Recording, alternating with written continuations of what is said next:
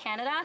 And in a recent meeting, I actually heard that our numbers are going up and they're passing targets. And we have multiple investments in this budget to support francophonie across our nation and not just in Quebec. I only outlined one that was particularly exciting for me. That $4 million is actually now made permanent. Before it was having to be renewed, and it was doubled this year. Thank you, Mr. Speaker. After a question period, there will be about a minute and 48 seconds left in the Q&A related to this, the recent speech. We'll now go to statements by members. Déclaration de député, the honourable member for Vancouver Centre. Mr. Speaker, I rise to honour Gordon Kwon, the last of the World War II Chinese veterans in Vancouver, whose life stands as a powerful testament to service, sacrifice, and patriotism. At a time when the Chinese were denied full citizenship in Canada, young Gordon volunteered for Force 136, Britain's legendary commandos fighting behind Japanese lines. Denied, he persisted until Canada, running out of recruits, decided to accept Asian immigrants. Gordon served with distinction and as a veteran continued to volunteer. He was a fixture at Remembrance Day ceremonies, selling poppies until his death last month at age 99. As we remember our veterans last week, let us honour the many immigrants who, though marginalized, risked their lives to serve Canada with honour and loyalty, lest we forget. The honourable member for York Centre. Speaker, intifada is violent resistance. It must be criminal to call for intifada on Canada's streets. It must be criminal to celebrate Hamas monsters by glorifying their death. That's why we need a bill to amend the criminal code to criminalize the promotion of terrorist group or terrorist activity. Canada already criminalizes participation and aiding of terrorism, but there is no offense targeting the advocacy or promotion of terrorism. This gap allows extremists and recruiters to promote terrorism on the streets and online. Colleagues, we need a bill to make it criminal to promote terrorist groups or terrorist activities while preserving charter right to free speech. I'm proud of our Conservative team for standing with me and for standing with Canada's Jewish community at a time of need. And I'm proud that this afternoon I'll be introducing a bill to criminalize the willful promotion of terrorism. Thank you, Speaker. The honourable member for Taya-Yukon, Parkdale High Park. Mr. Speaker, Tibetans have been part of Canada's fabric since the 1970s, after China's occupation of Tibet in the 1950s forced many into exile. They are guided always by His Holiness the Dalai Lama and his lifelong commitment to nonviolence, interfaith harmony, and human rights. Today, Tibetan communities thrive in Taya-Yukon Parkdale High Park, Etobicoke, and in Halifax, Vancouver, Calgary, and Montreal. Tibetan Canadians are caregivers, business owners, food terminal and production workers, tradespeople, and professionals. A new generation is building futures through higher education and civic leadership. Tibetan democracy, a fruit of His Holiness's vision, is active and thriving, with free elections for the Central Tibetan Administration taking place in 29 countries, including Canada, in 2026. On this Tibet Day on the Hill, let us today reaffirm Parliament's 2024 motion, recognizing Tibetans as a people and a nation, the right to determine their future, including the recognition of their next spiritual leader, free of interference. And as Tibetans and Tibetan Canadians continue to preserve their language, culture, and identity, let us honour their example. Tashi Dele. The honourable member for Kamloops, Shuswap Central Rockies. Mr. Speaker, last week across the Kamloops Shuswap Central Rockies, there was overwhelming attendance at cenotaphs and community gatherings honouring service and sacrifices past and present of Canada's men and women of the Canadian Forces. The record attendance demonstrated that we will remember them, not just November 11th, but always.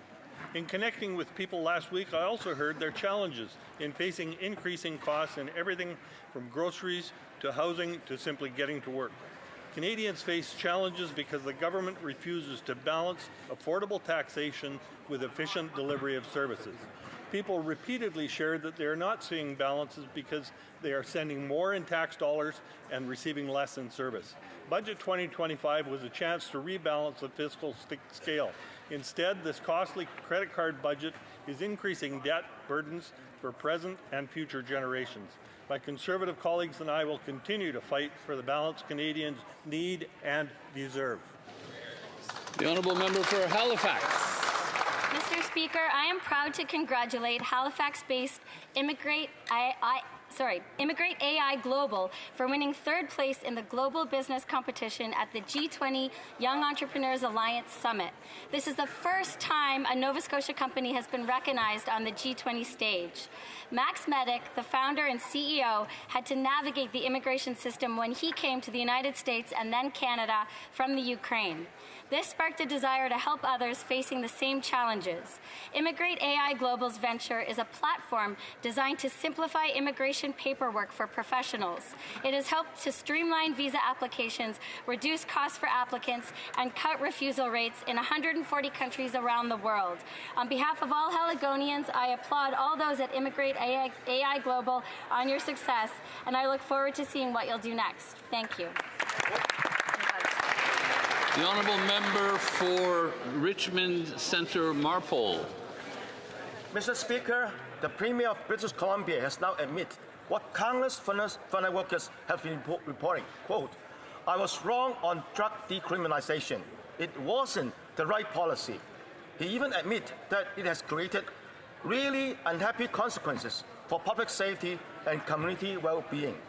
Allowing possession of drugs like fentanyl, crack, and meth is only possible because the federal government granted BC a special exemption under the Controlled Drugs and Substances Act.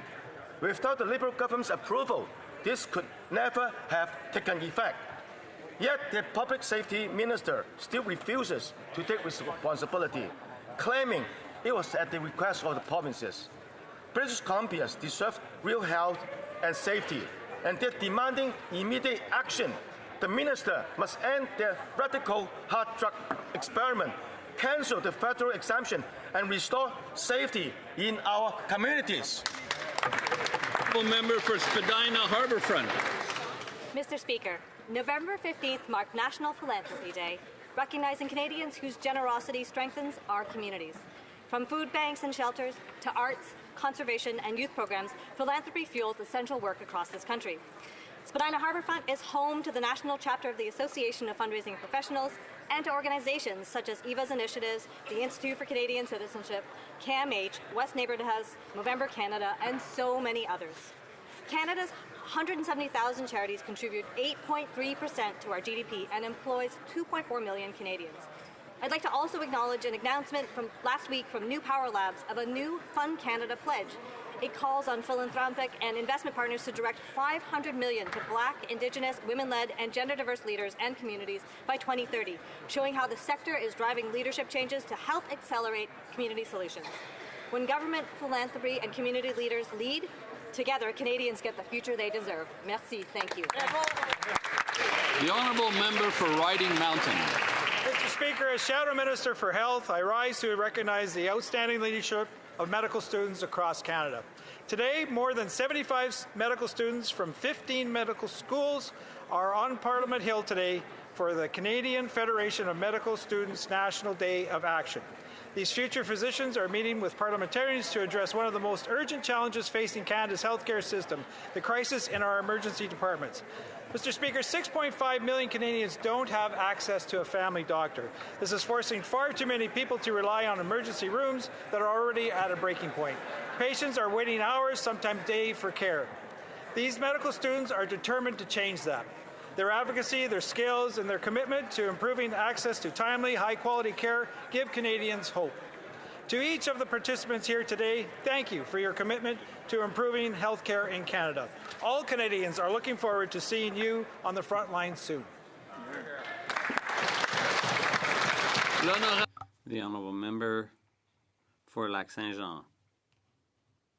Mr. Speaker, we're incredibly fortunate to have Richard Gere here on Parliament Hill today, a fervent defender of rights and freedoms whose fight for the Tibetan people deserves to be applauded in this House. 2025 is a historic year, the 90th birthday of His Holiness the 14th Dalai Lama, a man whose entire life embodies compassion, peace, and moral courage. Today, as parliamentarians, we have a chance to send a clear message by making 2025 the year of compassion. Mr. Speaker, I rise today in this House to call on parliamentarians to reaffirm our support for the religious freedom of Tibetans and their right to choose without interference who succeeds the Dalai Lama. 2, to recognize the historical status of Tibet as an occupied nation. And 3rd, to demand respect for human rights in Canada's international relations. Mr. Speaker, compassion is not a weakness. It's a strength, courage, and inspiration. Thank you, Mr. Speaker.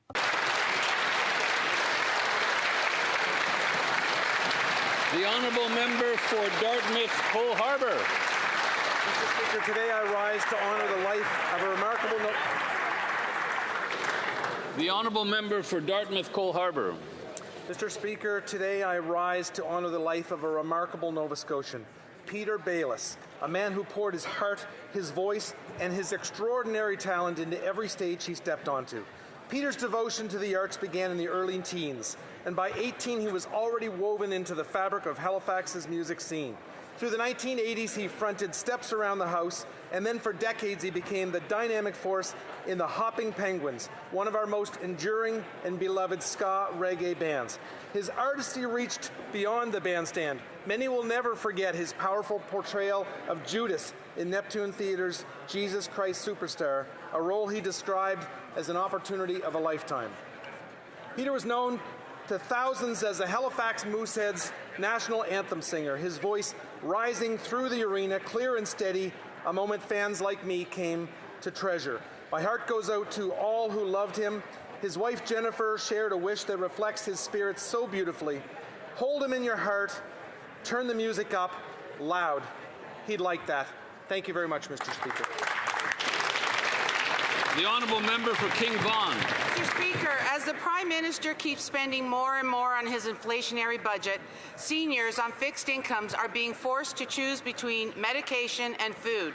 8.3% of food bank users are seniors, up from 6.8% in 2019. Finch, which gives the government its credit score, warns that because of Liberals ignoring their own fiscal limits, federal finances run a high risk of further deterioration.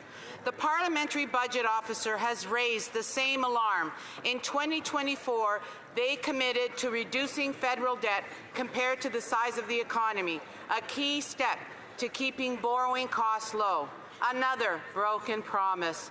As a former banker, I understand the fiscal responsibility of budget demands, a lesson this Prime Minister, a former banker, clearly hasn't learned. No wonder he wants to fire the budget watchdog for telling the truth. The honourable member for New Westminster, Burnaby, Maillardville.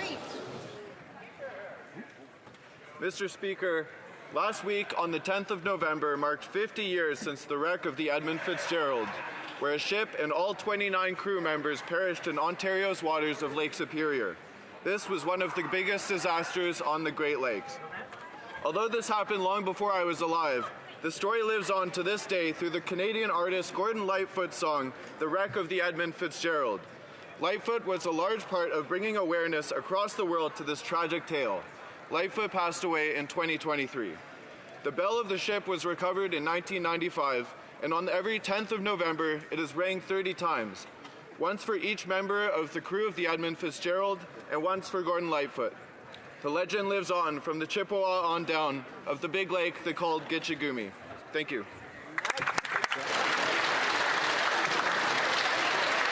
The honourable member for Calgary East.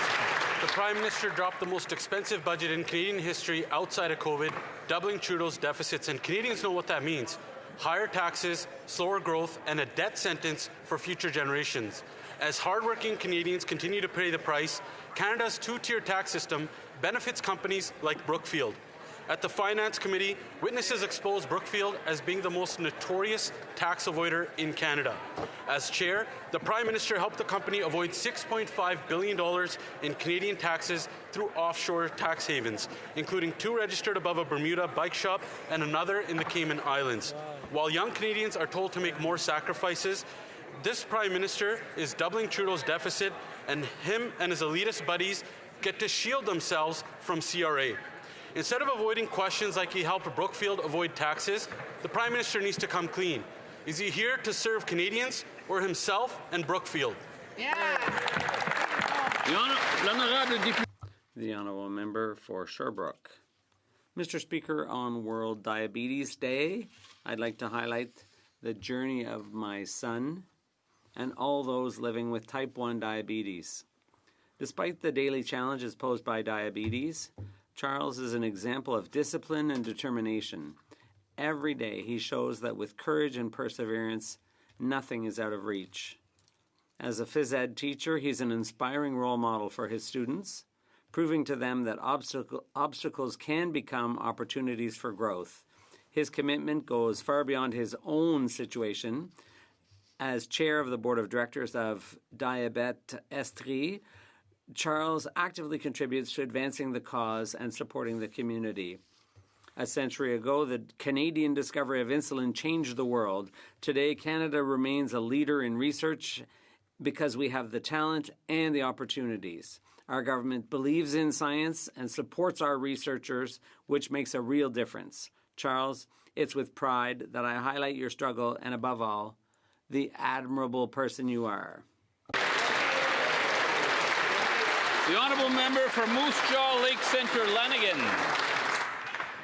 Mr. Speaker, yesterday was a historic day for Saskatchewan and all of Rider Nation. After 12 long years, our beloved Rough Riders brought home the Grey Cup, defeating Montreal and Winnipeg. What sweet joy to see green and white confetti raining from the sky in the home of the Blue Bombers. The determination of Trevor Harris, the leadership of Coach Mace, and the grit of every player on the field mirrors the resilience we see in our farmers, our families, and our communities every single day. From the Green Mile to the towns across our province, Saskatchewan families celebrated last night. This victory reminds us that when we come together with purpose and perseverance, there's nothing Saskatchewanians cannot achieve. Congratulations to the Rough Riders. You've made Saskatchewan proud. Mr. Speaker, some people like gold, but in Saskatchewan, we know green is the color, football is the game. Let's go, Riders!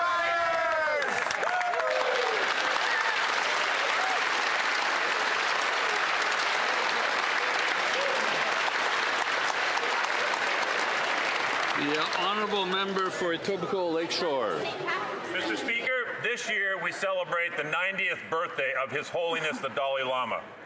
Following a request from His Holiness to then Prime Minister Lester Pearson, the first 2 Tibetan refugees landed in Canada on October 15, 1970, just over 55 years ago.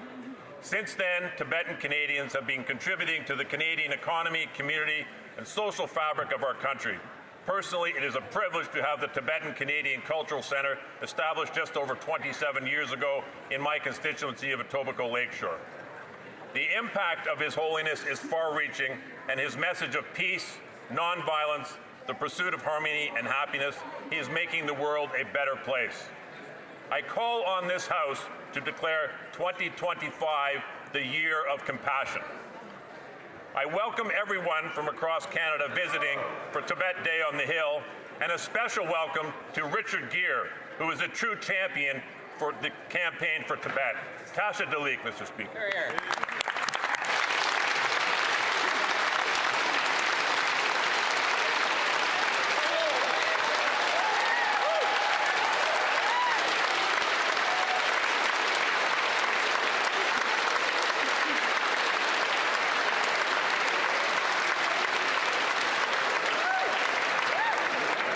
Questions. Questions orales. The Honourable Leader of the Opposition.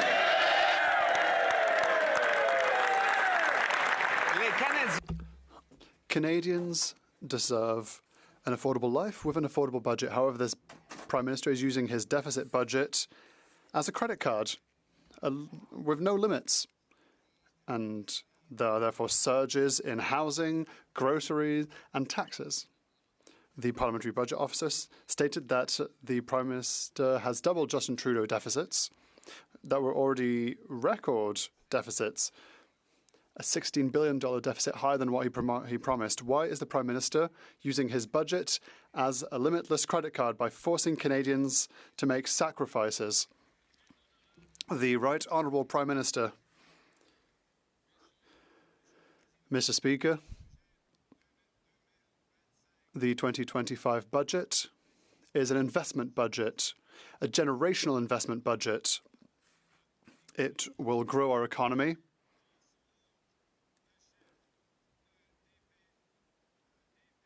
According to the PBO,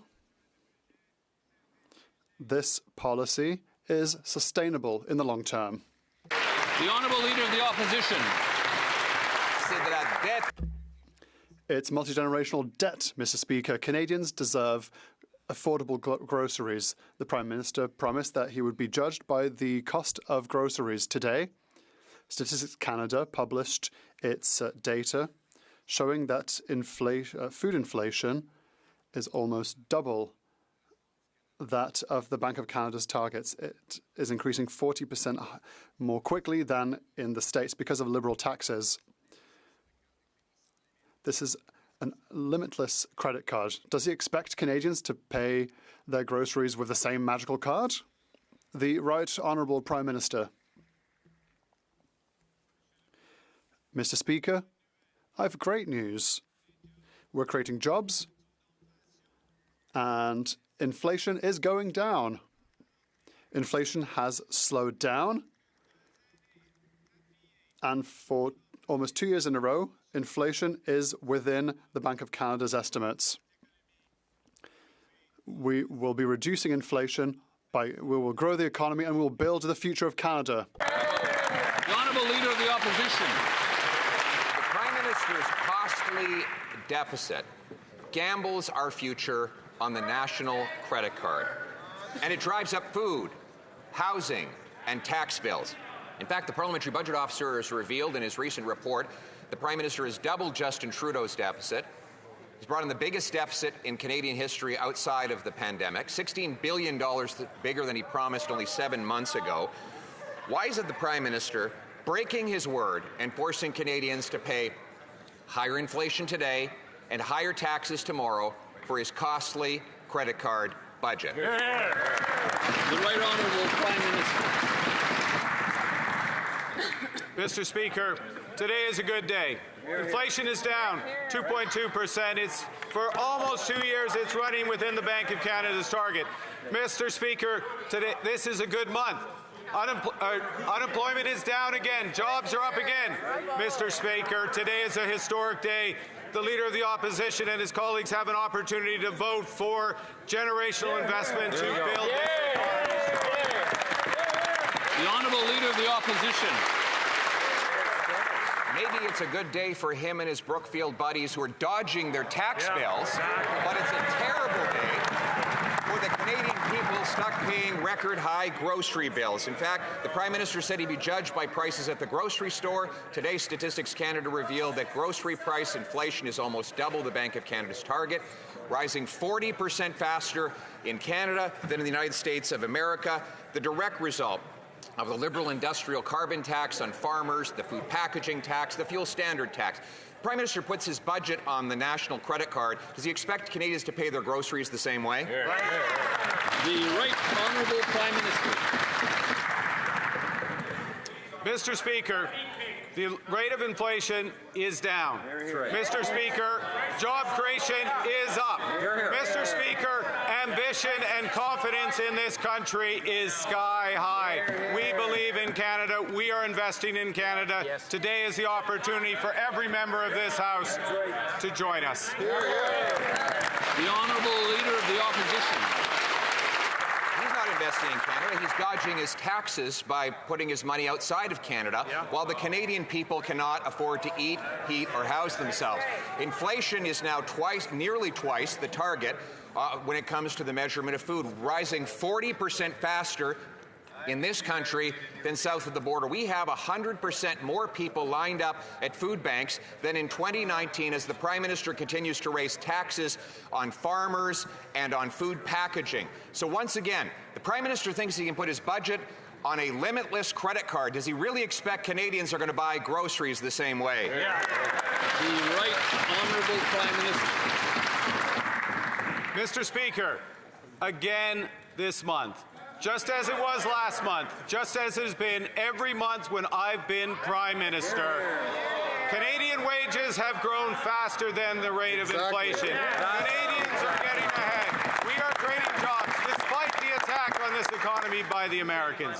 Despite by the obstruction of the opposition, this is an opportunity to build our country. The vote is today. Stand up and be counted.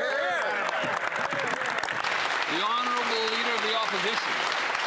The Prime Minister was right by Surrey the other day handing out tax dollars and donuts in a photo op, but refused to take questions on the 330% increase in extortion that Liberals caused with soft-on-crime laws and open border policies.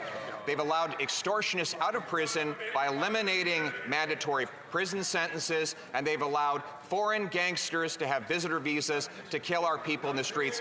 Why is it that he had time when he was near Surrey to hand out donuts, but not to stand up and protect Canadians against extortion? The Right Honourable Prime Minister. Mr. Speaker, there's an opportunity to stand up and protect Canadians against extortion, against home invasion, against gun crime, against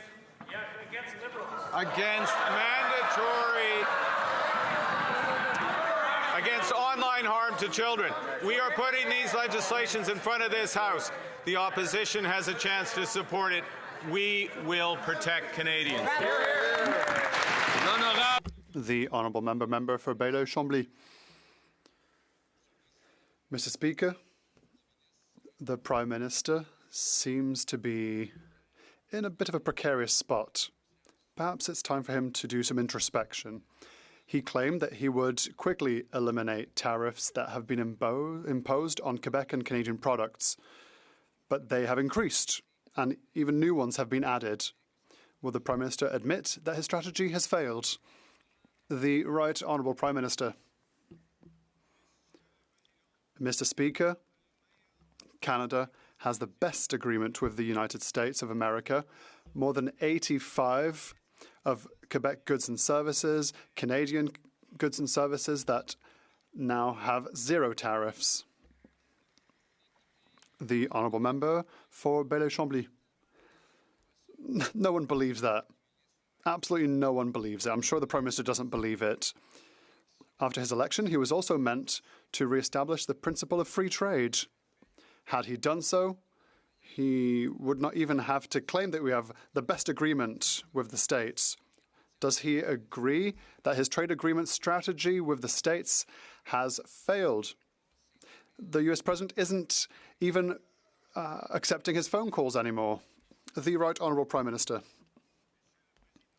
Mr. Speaker, the President of the US has been calling me back because I have his phone number, unlike others in this place. First of all, second of all,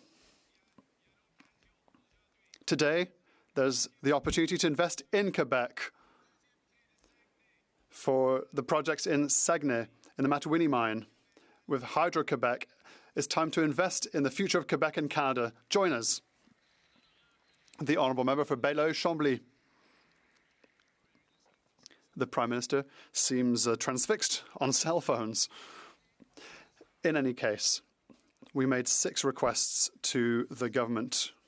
Is the government ready to commit to eliminate discrimination against seniors 65 to 75 years of age? Do they commit to increase healthcares to 6% a year?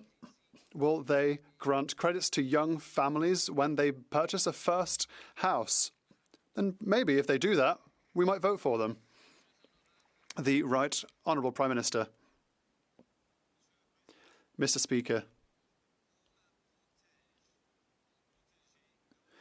in the budget, we will protect, and the members of this House could protect transfers for seniors that amount to $80 billion total.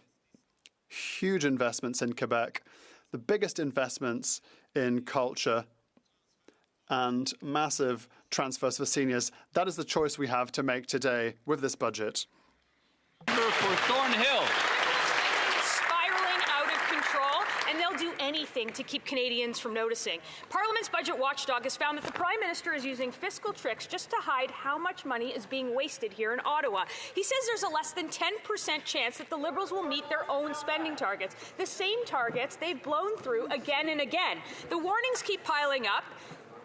The waste keeps growing, and the government's commitment to responsibility keeps shrinking. So the real question is, what are the odds that the watchdog gets fired next, just for telling Canadians the truth? L'honorable ministre des Finances. Mr. Speaker, it's only Monday, and we already have good news, Mr. Speaker. Inflation is down.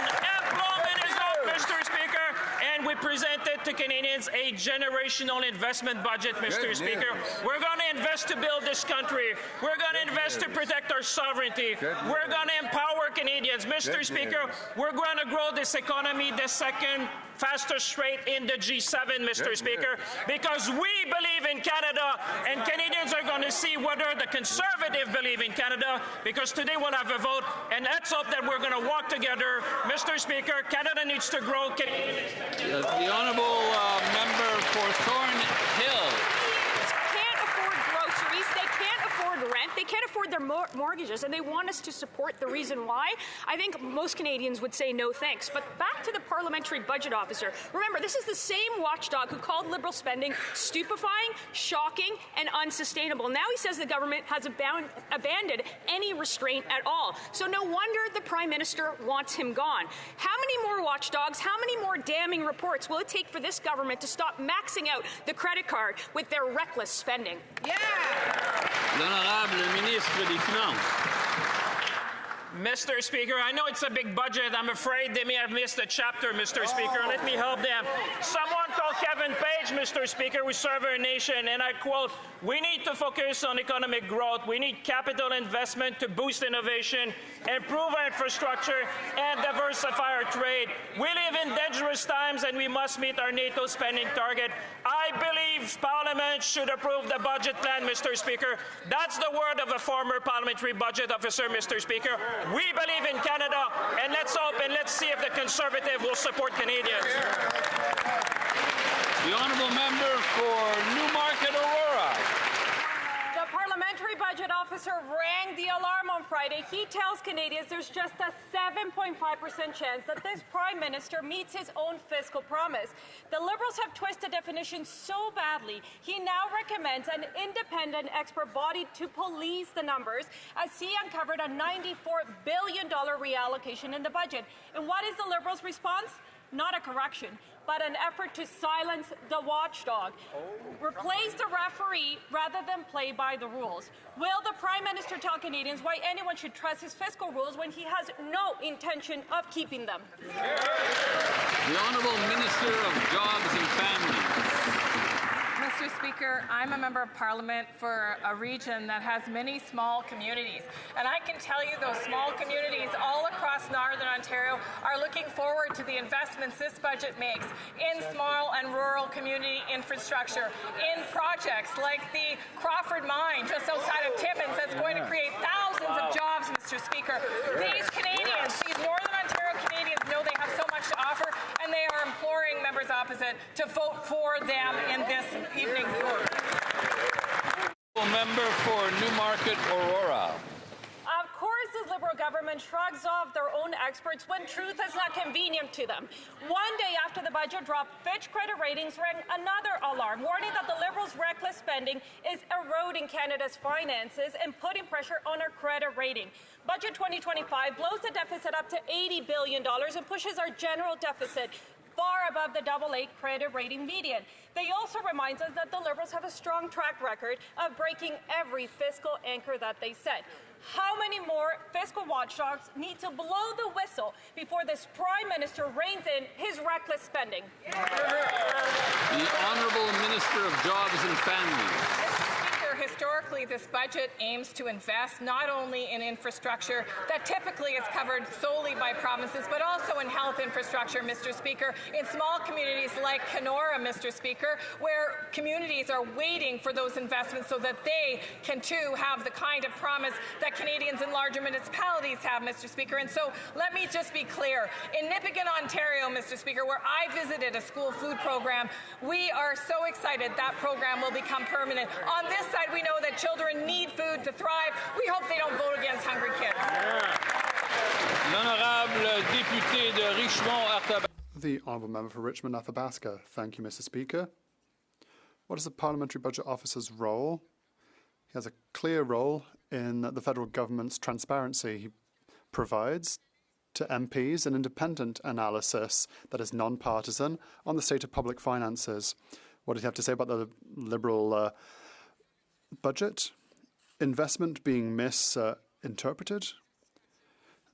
The government will not be able to respect its fiscal targets to reduce the debt to GDP ratio.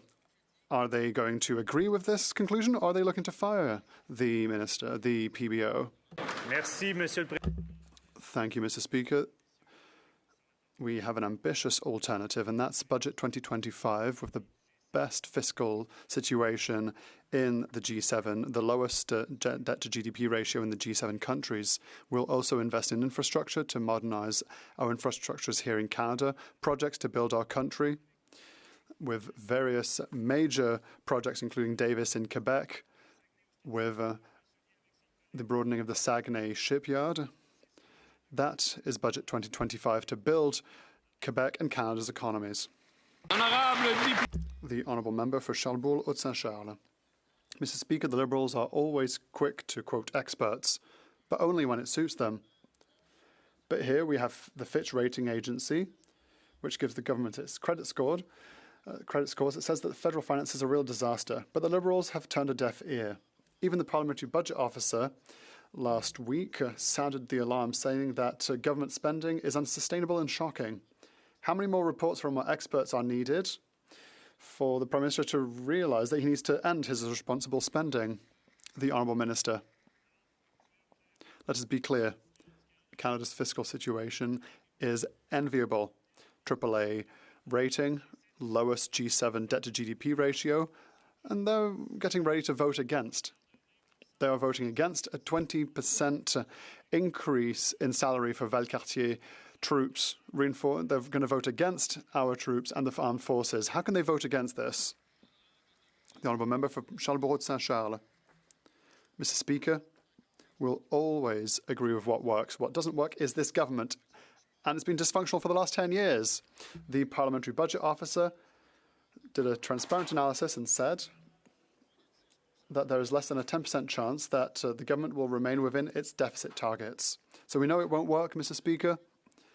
On top of this, the government just posted a job advertisement for the position of PBO.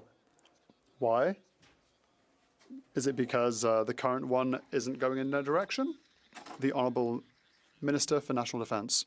Mr. Speaker, Budget 2025 has generational investments that seek to rebuild, rearm and reinvest in the Canadian Armed Forces.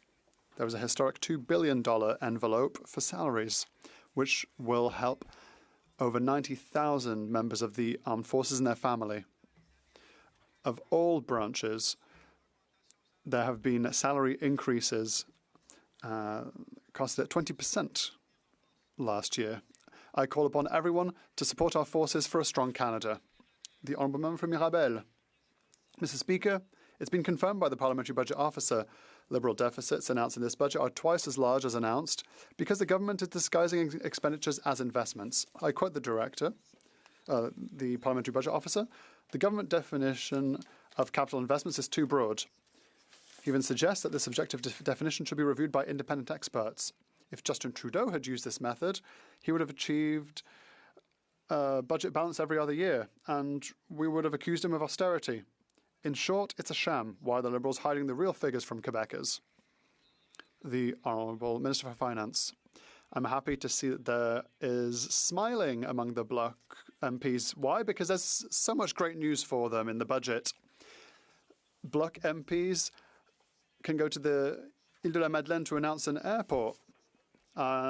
If they can be there, I'm sure they'll be here for the vote, because I know the people from the Ile de la Madeleine. They watch TV and they will watch the vote this evening. Mr. Speaker, there's even more good news. The port of Saguenay, the Contrecoeur project, many projects that will strengthen Quebec and will invest in healthcare infrastructure. This is a budget that meets Quebecers' expectations. Will the Bloc be for or against? The Honourable Member for Mirabel. Mr. Speaker, the Parliamentary Budget Officer hasn't had a drink of the Liberal budget Kool-Aid. That's normal because it's his mandate to provide non-partisan analysis, and that's precisely why the Liberals want to replace him. They've issued a call for applications to find a permanent replacement who demonstrates, and I quote, tact and discretion. Tact and discretion, Mr. Speaker. They want a discreet PBO, Mr. Speaker, who will apologise for his words before speaking. They might as well ask him to join the Liberal Party. Are they going to do what they did with judges and recruit the next PBO from the Liberal Party? The Honourable Minister for Industry. Mr. Speaker, the reality is that we're not stopping there. So I'm going to add to what my colleague said. My colleague across the way comes from Mirabel. He knows that aerospace is important, so I'm sure that he will defend it with the same fire that he has shown today. He will defend our investments in aerospace, because if he votes against the budget, he votes against the people of Mirabel who are working in aerospace. He'll also vote against infrastructure and health that are so important for Quebecers. The honourable member for Kildona and St. Paul. Mr. Speaker, the Prime Minister is claiming his massive new deficit spending is an investment in the economy, but Canadians have heard this promise before. In fact, for 10 years under Justin Trudeau, who doubled the national debt, and the results were productivity flatlined, investment collapsed, and business competitiveness fell behind the U.S., which means lower wages and less opportunities for our workers. And now Canadians are hearing that same failed promise from this Prime Minister, who will add $300 billion of new debt over the next 2 years, Mr. Speaker. So why is the Prime Minister repeating a decade of failed Liberal spending promises? What are workers going to get out of it, Mr. Speaker? What is he promising them? The Honourable Secretary of State for Labour. Mr. Speaker, what we're promising is the largest infrastructure investment in Canadian history. This will create thousands of good jobs in the skilled trades, Mr. Speaker. But don't take my word for it. Iron Workers of Canada said, when Canada builds, Canadians work. LiUNA Western Canada said this budget will create thousands of great paying union jobs in Western Canada.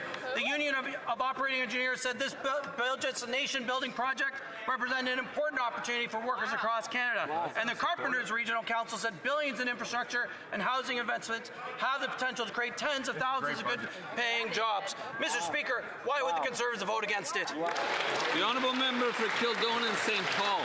Mr. Speaker, the Liberals keep insisting that more deficit spending will strengthen our economy, but the data says quite the opposite. Despite doubling the national debt and promising Canadians it was an investment, after 10 years, Canada ranks well below the average in the world's advanced economies in productivity and business research and development investment, which again means lower wages for our workers. And now the budget watchdog is warning that the budget abandons the fiscal anchors that we need to protect our long-term sustainability. So why are the Liberals weakening our fiscal anchors when a decade of their reckless spending failed to deliver any results for our Canadian workers?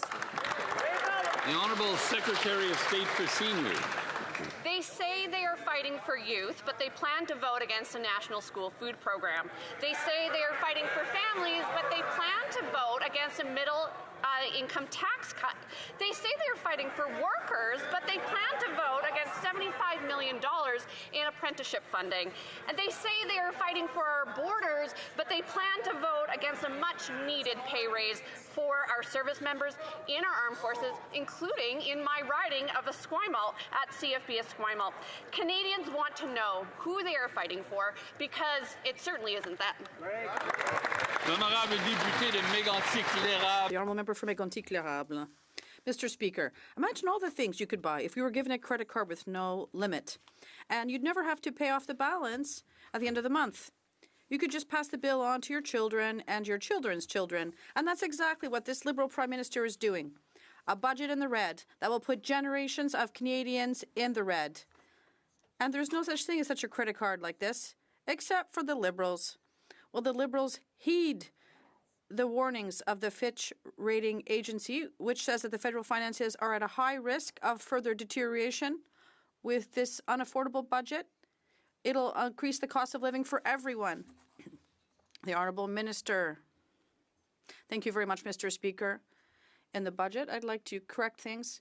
There's a tax cut of $800 per family for an average Canadian, and it's a pay increase, unprecedented one, for the men and women of the Canadian Armed Forces, and they received their raise on Friday. It's investment to modernize our infrastructure across the country, increase our productivity, and grow Canada and Quebec's economy. Thank you. The Honourable Member for Mégantic-Lérable-Lobinière. This budget is an unprecedented deficit. Fitch is not the only one concerned about Canada's public finances. It's the PBO who has raised several concerns about the Liberals' broken promises. There are no longer any limits on Liberal spending. The PM has abandoned all of his fiscal anchors, and suddenly in the budget, this anchor that we've had for 30 years has disappeared without any discussion. No surprise, the Prime Minister wants to fire the PBO. He hates being told the truth. And how many more warnings will it take for this Liberal government to put an end to its irresponsible spending? The Honourable Minister. Clearly, if we don't invest, we need to stimulate our economy, increase our sovereignty and the resilience of our Canadian economy. That's what responsibility is, and I would ask my colleague to support this 2025 budget. Thank you. Member for Flamborough, Glanbrook, Brampton North. This Prime Minister's costly credit card budget piles today's reckless spending on tomorrow's taxpayers, and the warnings keep getting louder. Fitch, the government's own credit rater, says the Liberals routinely blow through their fiscal anchors and that federal finances run a high risk of further deterioration. And now the budget watchdog is sounding the alarm, noting the government has abandoned its debt-to-GDP anchor, the very metric the Liberals said was key to protecting the AAA rating. No wonder this Prime Minister wants to fire him. How many more damning watchdog reports will it take for this Prime Minister to rein in spending? That's right.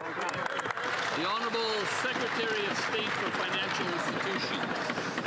Mr. Speaker, on November 4th, we introduced an historic budget to build Canada into the strongest economy in the G7, to build an economy by Canadians, for Canadians, so we will never be reliant on one country again. Mr. Speaker, we are making generational investments in infrastructure, in housing, and in defense, and we will build our economy into the strongest economy in the G7. The members opposite have a decision to make. Will they stand with us and support this budget, or will they force a Christmas election? Thank you, Mr. Speaker. The Honourable Member for Saanich Gulf Islands. Thank you. My question is for the Prime Minister. Agree that it is a deficiency in the budget that our legally binding Paris commitments are not mentioned. Can he confirm here on the floor of this House that in passing this budget, the government is committed to holding to as far below 2 degrees as possible, to funding climate adaptation, to delivering on the nature strategy, and continuing to engage in meaningful Indigenous reconciliation? The Right Honourable Prime Minister.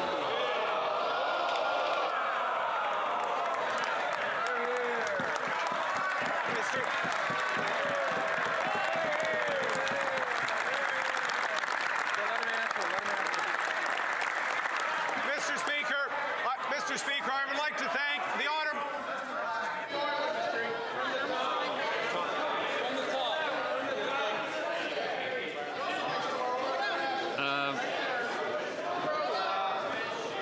I'll have to ask the Prime Minister to start from the top. The Right Honourable Prime Minister. Thank you, Mr. Speaker. Mr. Speaker, I'd like to thank the Honourable Member for advocacy of the Youth Climate Corps, which is in this budget and which this House can vote for. Vote for the future of this country.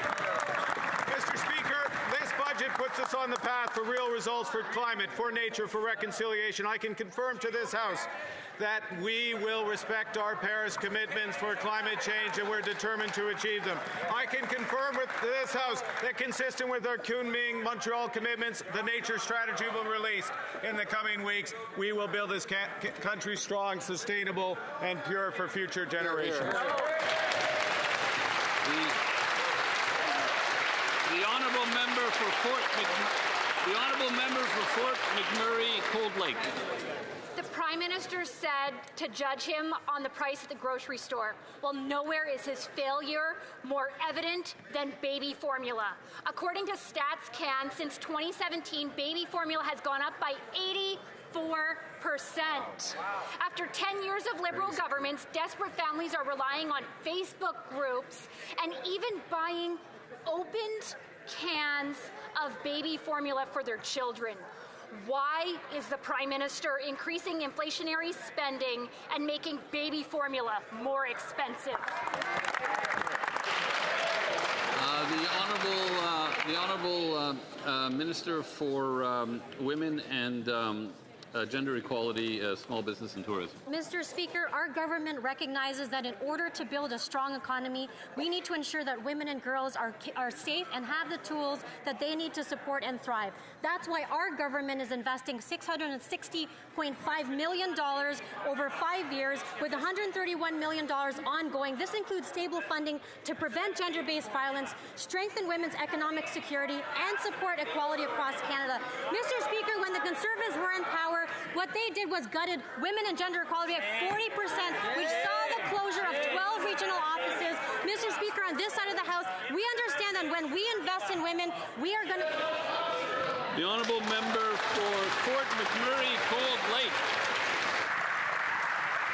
Moms want to feed their own children, and they should be able to afford baby formula.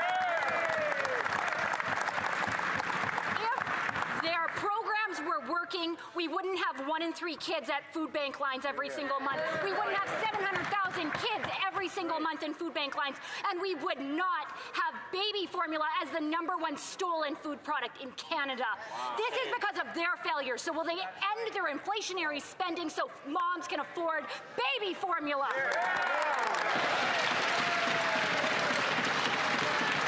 The Honourable Secretary of State for Children and Youth. Thank you, Mr. Speaker. We've taken action to fight food insecurity. Part of the solution is working with our provinces and territorial and Indigenous partners to ensure 400,000 more children get nutritious meals at school every year. That is why this budget will make the National School Food Program permanent.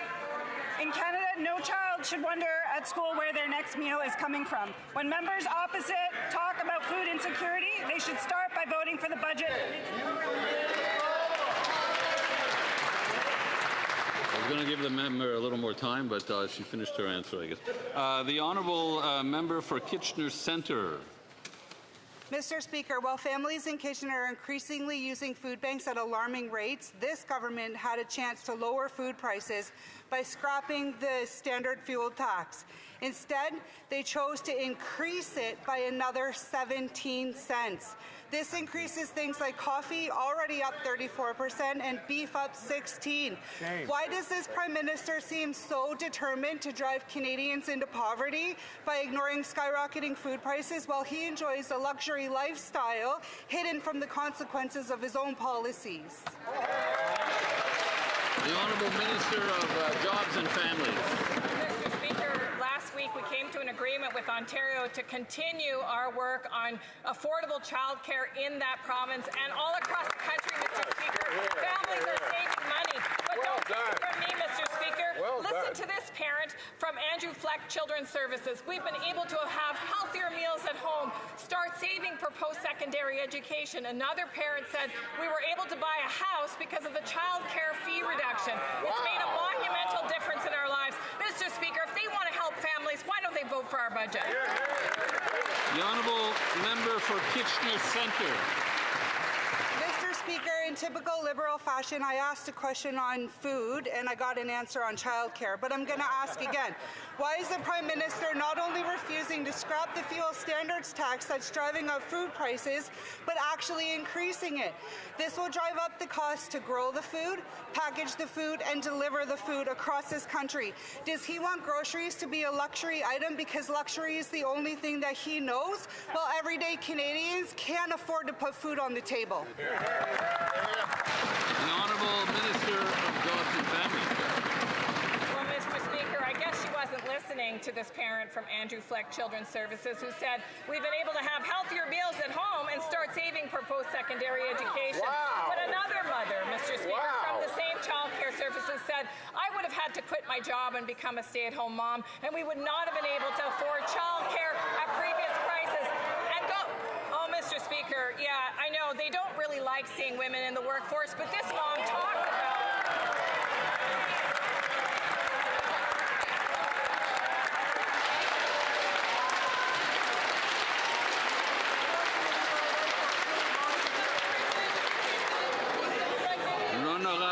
the honourable member for Portneuf.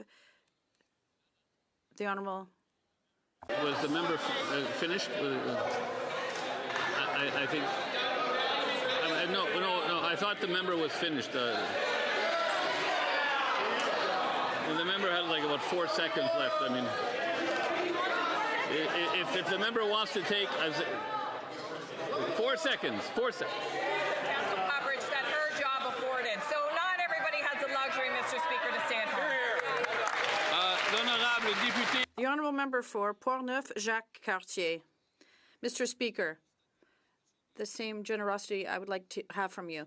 This Liberal government is the most expensive in Canadian history. For every dollar spent by this PM, it comes directly out of Canadians' pockets, and everything costs more. Groceries, housing, heating. The famous industrial carbon tax is rising up prices for our farmers. It's the cost of food that we're putting on our table that's going up, and there's nothing in this budget to give Canadians any hope or any oxygen. Why is this Prime Minister increasing the industrial carbon tax, which raises the price of groceries? The Honourable Minister. Mr. Speaker, I think that the Conservative member is somewhat confused, and to help him to see things clearly, all he has to do is ask his colleague sitting next to him, who is the member for the Liberal Party in Quebec, who voted for the carbon price system in Quebec. And this system is not under the federal government. All he has to do is ask his colleague, who is sitting right next to him. The honourable member for Richmond Hill South. This Liberal government is the most expensive in Canadian history. Every dollar this Prime Minister spends is driving up the cost of everything and is paid for by hard-working Canadians. According to the latest data, year over year, chicken is up 6%, seafood is up 8%, infant formula is up 6%, and beef is up a staggering 17%. Food prices are now rising 40% faster in Canada than in the United States. But instead of scrapping the industrial carbon tax and making life affordable, the Liberals doubled down, hiking the tax on farmers and producers, driving up the cost of farm equipment and fertilizer. When will this Liberal Prime Minister finally end his punishing industrial carbon tax so Canadians can afford to put food on the table again? The Honourable Minister of Artificial Intelligence and Digital Innovation. Mr. Speaker, while the opposition is busy talking down the economy, we're building it up. Maybe they're too busy to know that what went down is inflation. We're investing in builders and entrepreneurs. I was at the 111 Innovation Zone in Toronto. Young entrepreneurs were thankful that this budget will make it easier to hire Canadians and invest in Canada. Don't take my word for it. Listen to the Canadian Council of Innovators, who say our budget is listening to innovators. I hope the opposition listens as well and does what Canadians want. Build in Canada, buy in Canada, believe in Canada, support the budget. The Honourable Member for Similkameen, South Okanagan, West Kootenay. Mr. Speaker, this Liberal government is the most expensive in Canadian history.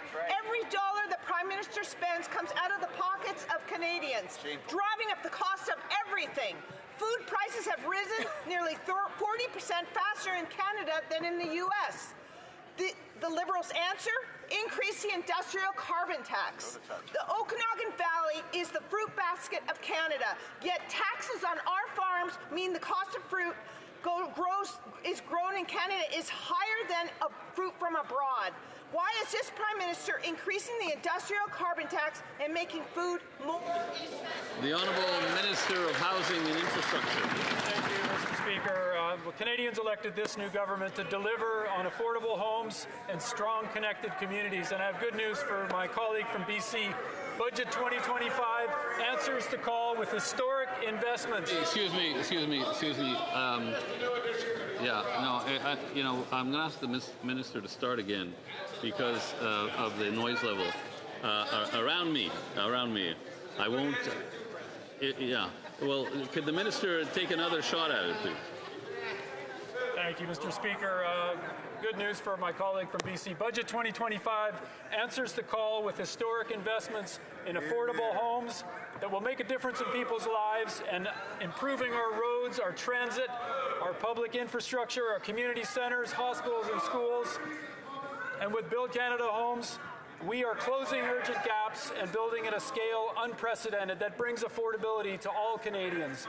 Mr. Speaker, every investment is about empowering Canadians and making a difference in their lives with affordable housing and great community infrastructure. Excellent. The Honourable Member for Leeds, Grenville, Thousand Islands, Rideau Lakes. This Liberal government's the most expensive in Canadian history, and everything that this Prime Minister spends comes out of the pockets of hard-working Canadians. Now let's take a look at the Liberal-appointed President of the Nuclear Safety Commission, who's racking up massive expenses for international junkets like $14,000 to Paris. Meanwhile, they're raising taxes on fuel that's going to add 17 cents a litre, and their appointees are taking limo rides. So why do Liberals get limo rides while Canadians get higher taxes from this Prime Minister and these Liberals? The Honourable Minister of Natural Resources. Mr. Speaker, what this government is doing is helping build the best nuclear system in the world. We are building at Darlington. We just put $2 billion into building the first of a kind small modular reactors that will be exported around the world, creating Canadian jobs, Mr. Speaker. That's what we're doing.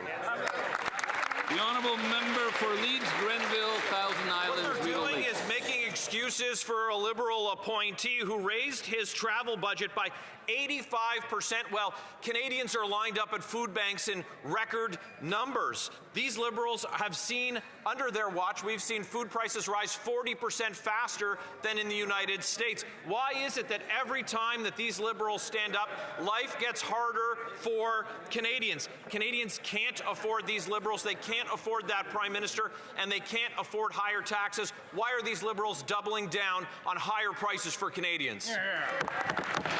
The Honourable Minister of Natural Resources. Mr. Speaker, what this government is doing is doubling down on jobs for Canadians.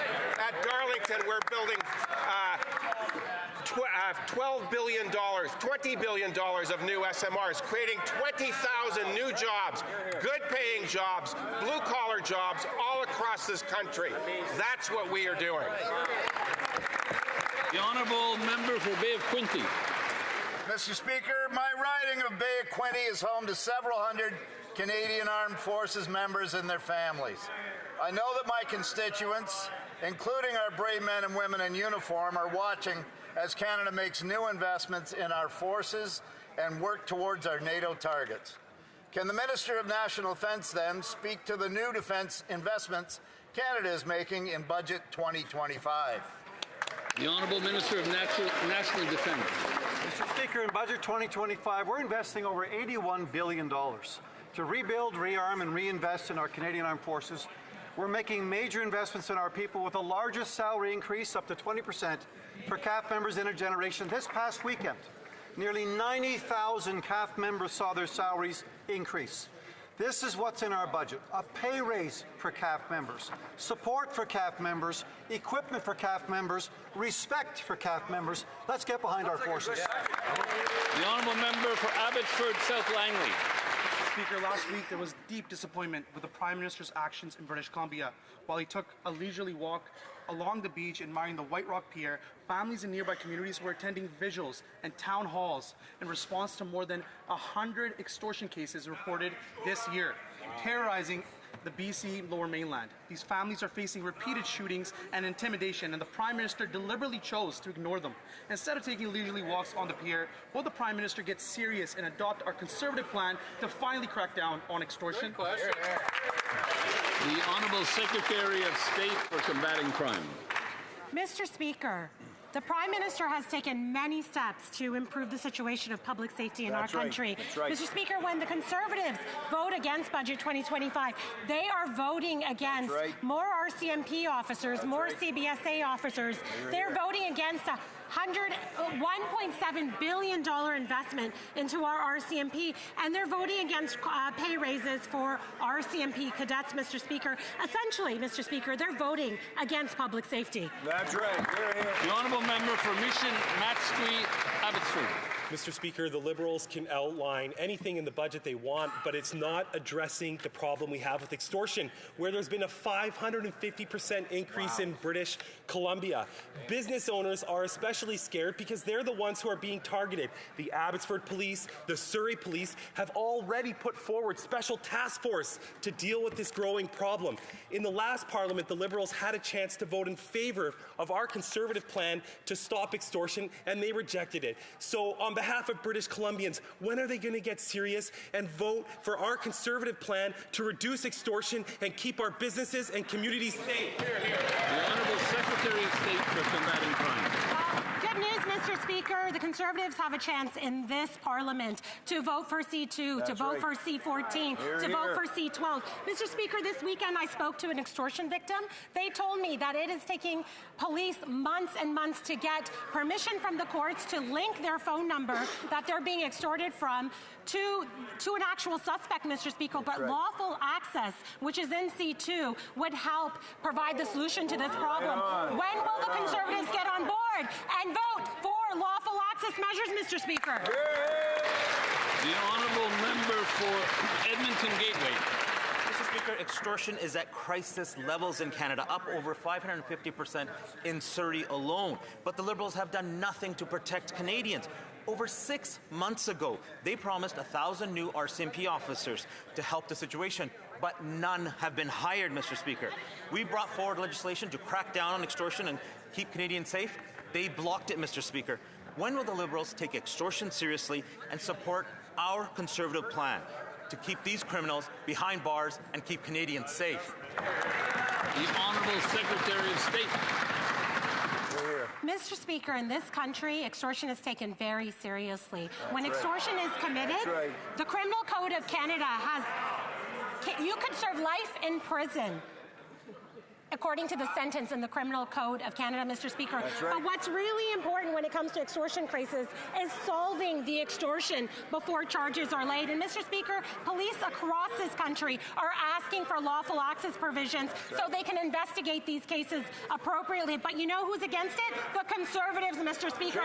Why won't they give law enforcement the tools that they need to crack down on extortion? The Honourable Member for Brome, Missisquoi. Mr. Speaker, in my riding of Brome, Missisquoi, many members of my community work in the natural resources industry and in the manufacturing sector.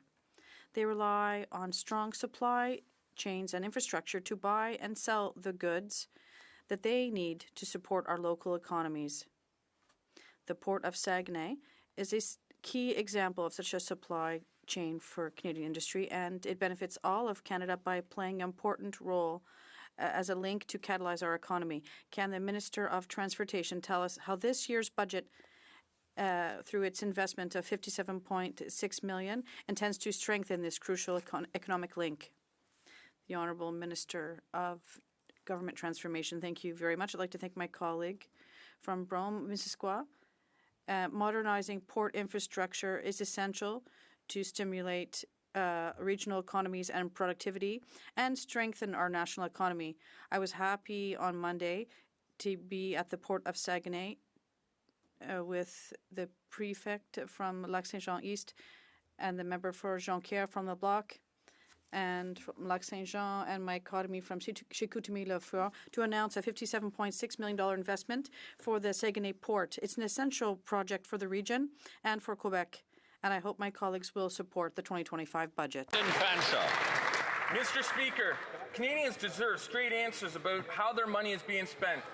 Public accounts list more than $173,000 in expenses over just 9 days by the Liberal member for London West during her brief time as a government House leader. And Parliament was not even sitting. That is $19,000 a day, even though her publicly documented activities were routine ceremonial stops or partisan events in London, not House leader work in Ottawa. So will the Liberals table a full breakdown for these charges to allow Canadians to understand how is this even possible? Good job. The Honourable Government House Leader. Mr. Speaker, sometimes I wonder if the Conservatives don't just sit on Twitter all day and try and figure out what they're going to say in the House of Commons. Instead of the opposite, Mr. Speaker, these are absolutely groundless. These are absolutely baseless. There are no facts involved in anything the member just said. The member for London West has always taken a prudent and responsible approach to public finances. There was nothing out of the ordinary. No new employees were hired. Salary expenses for employees were normal, and vacation expenses for employees were reported, as is always the case. Case closed, Mr. Speaker. The Honourable Member for Rosemont-la-Petite-Patrie. Mr. Speaker, people across Quebec are suffering from the housing crisis. Rents have gone up by 16% in 3 years, and homelessness is at an all-time high in our streets, and people are forced to remain in substandard housing because they can't afford to move. And yet the Liberals are prepared to plan new spending that is 6 times higher for the military than affordable housing. Are the Liberals prepared to commit to investing specific and significant amounts of money in cooperative, social, and community housing? The Honourable Minister of Finance. Mr. Speaker, I'd like to thank my colleague. We worked in cooperation with my colleagues from the NDP, and what we obtained, obviously, is maintaining the programs that are close to Canadians' hearts. We're talking about childcare programs, nutrition programs for young people, and pharmacare. And most importantly, we're making a generational investment in affordable housing, Mr. Speaker, something that should help all Canadians and will always be here to help people from the middle class. And the first thing we did was to reduce taxes, specifically to leave more money back in Canadians' pockets. Canadians know we'll always be there for them. Thank you. That brings question period to an end for today. I'd like to inform the House that the volume of earpieces will now be reset in a few minutes. I'd like to give members a few minutes to quietly and calmly leave the House without making too much noise. And then we will move on to the daily routine of business.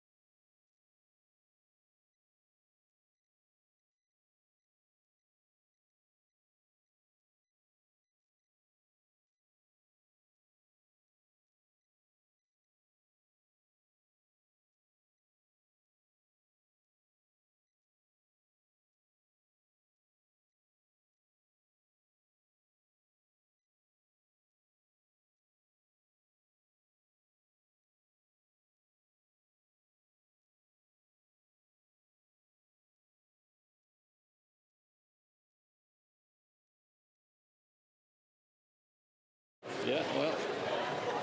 Wasn't me, that's for sure. Okay. Affaires courantes ordinaires, j'ai l'honneur de... Daily routine of business. I have the honor of tabling in both official languages a letter from the Parliamentary Budget Officer pursuant to Standing Order 69.42 of the Parliament of Canada Act. The Leader of the Government in the House of Commons. Thank you, Mr. Speaker. Pursuant to Standing Order 3688, I have the honor to table in both official languages the government's responses to 38 petitions. These returns will be tabled in electronic format. Dépôt de projet de loi émanant du gouvernement. Introduction of government bills. Statements by ministers. Reports from interparliamentary delegations.